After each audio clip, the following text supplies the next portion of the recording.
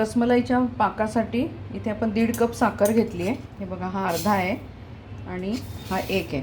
तर या 1.5 कपसाठी आपल्याला 6 कप पाणी घ्यायचं आहे. 6 ते 7 कप.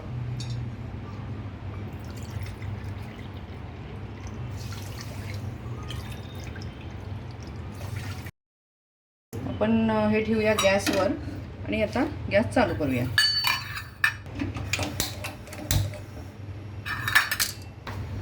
गॅस आपण मोठाच ठेवला आहे कारण साखर विरघळायला पाहिजे म्हणून.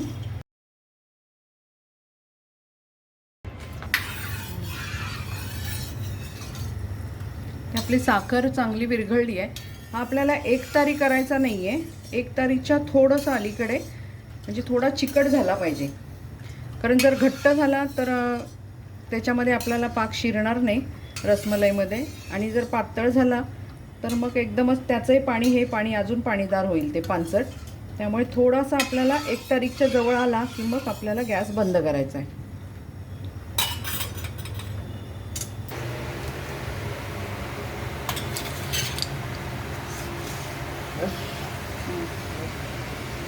तर आपण यामध्ये हे गोळे घालूया.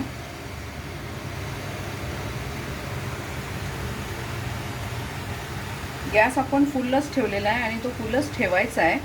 आपण एक गोळा घालून बघतोय. आता त्याला अजिबात हलवायचं नाही आहे आपल्याला.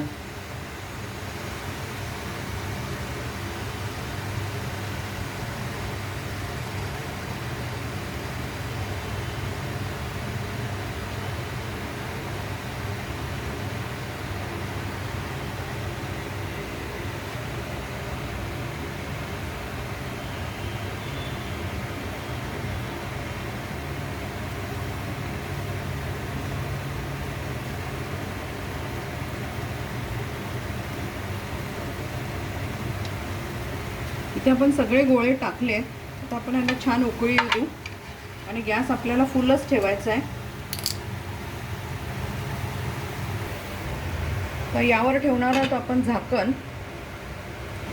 आणि याला छान उकळी येऊ देऊ. ही वरती अशी छान वाफ आली पाहिजे. इथे आपण झाकण असं पूर्ण ठेवलं ना की ते ओतू जातं. तर थोडंसं तिरपं ठेवा, म्हणजे जरा वाफ बाहेर जाईल.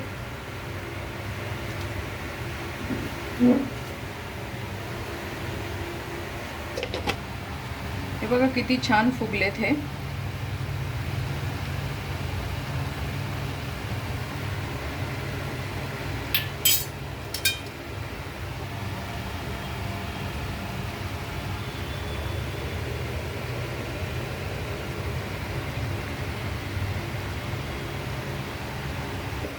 रस इकडे बघूया गोळ्यांकडे पनीरच्या.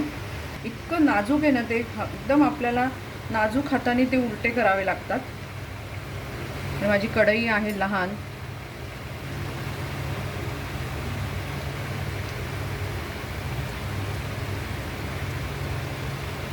मी अर्धे केले, पण अर्धे तुम्हाला दाखवायला म्हणून ठेवले.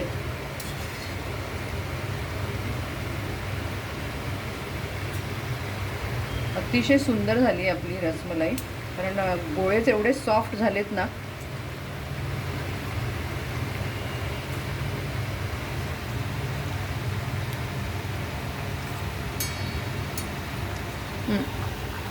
इथे बघा आपले हे गोळे शिजलेत. कसं ओळखायचं, तर आपण इथे एक गोळा काढूया आणि त्याला थोडंसं असं दाबून बघितलं आपण, तो फुटत नाही आहे, म्हणजे झालेत. साधारण 10 मिनटं तरी झालेत आपले ठेवून. अजून 2-1 मिनटं ठेवूया आणि मग आपण काढून घेऊया.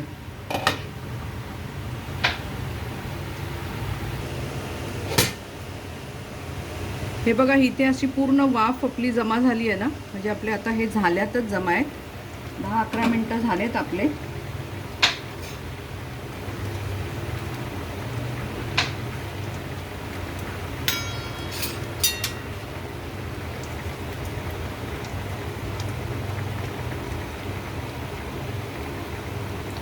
आपण आता गॅस बंद करू आणि हे गोळे आपण एकदम नॉर्मल पाण्यामध्ये घालणार आहोत. गॅस केला बंद. इथे मी कढईमध्ये नॉर्मल टेम्परेचरचं पाणी आहे, त्यामध्ये आपण हे गोळे घालणार आहोत.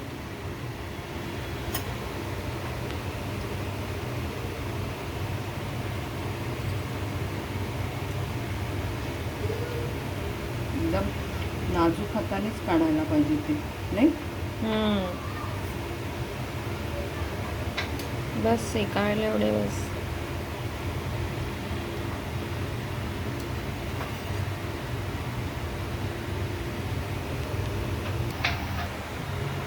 इथे हे जे साखरेचं पाणी राहिलंय ना, याच्यामध्ये तुम्ही काय पीठ वगैरे भिजवून शंकरपाळे किंवा कुठेही गोड करायचा असेल पदार्थ, तिथे हे पाणी वापरू शकता.